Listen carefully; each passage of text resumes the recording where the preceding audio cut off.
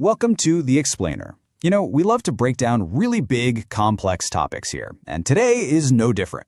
We're diving headfirst into the world of cybercrime to figure out how do the good guys actually catch the hackers. I mean, that's really the million-dollar question, isn't it?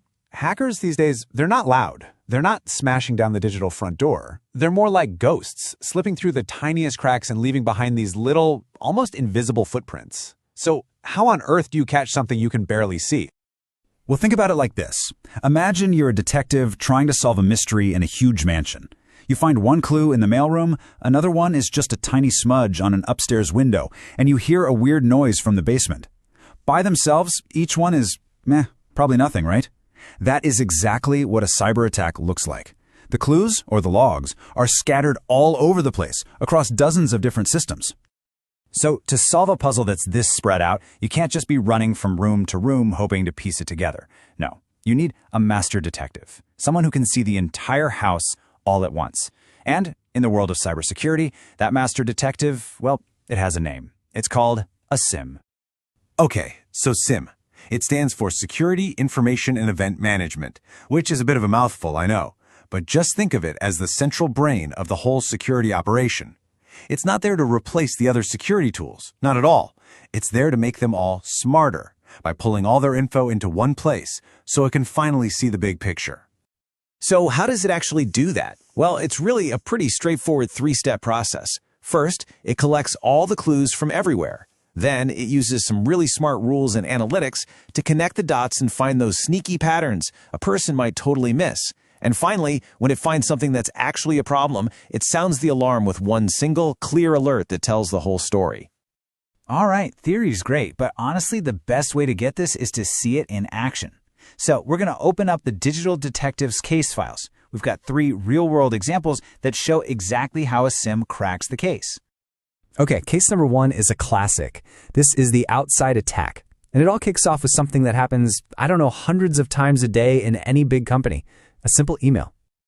Now look at how fast this happens. This isn't a slow burn, this is a wildfire. At 8:42 a.m., a phishing email lands. Just 1 minute later, the user clicks. And then, boom. Within 10 minutes, the attacker is in, they've found sensitive data, they're talking to their own server, and they're stealing files. A full-blown data breach in less time than it takes you to grab a cup of coffee. It's wild. And this right here is the whole problem. If you look at each tool by itself, the alerts are just noise. The email system says, hey, suspicious link. The laptop security says, weird script. The firewall says, that's some strange traffic. Individually, they're just little warnings you might ignore. But the SIEM puts it all together into one terrifying but crystal clear story. This is an active data breach right now.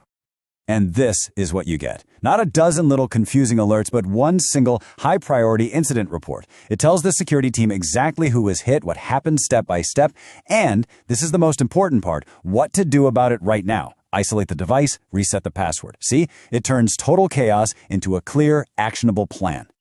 But not all threats come from some shadowy hacker halfway across the world. For our next case, the call is coming from inside the house. We're talking about an insider threat, a trusted employee who decides to misuse their access. Okay, so the story starts at 3:02 p.m. with a resignation letter.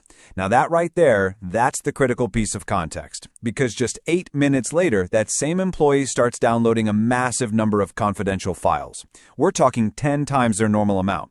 Then they plug in a personal USB drive, copy gigs of data onto it, and even try to email the plans to themselves. This really shows you why insider threats are so tricky.